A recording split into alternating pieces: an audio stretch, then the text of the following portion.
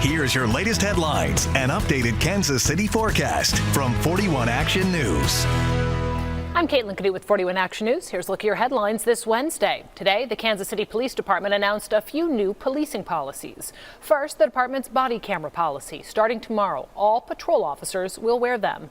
The policy says officers can't tamper with the cameras on their bodies or in their cars. It also lays out certain instances, such as going to the restroom or private phone calls, as times when they can turn off the camera and microphone.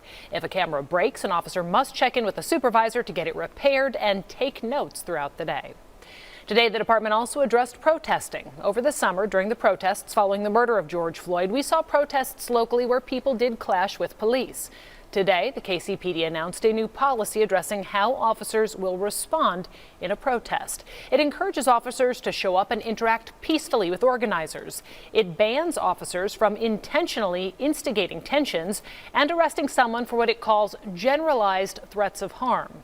It also bans the use of what the department calls less lethal weapons and munitions, except for chemical agents that can be used when trying to break up crowd gatherings.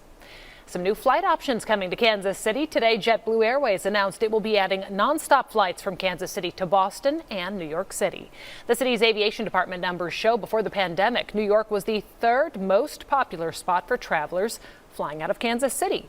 Those new routes are expected to start in 2022. Now here's Gary with the forecast. Okay, then we're watching this next little system spinning over the southwest that'll bring us a chance of rain. Tomorrow, 29 degrees, starting out clear.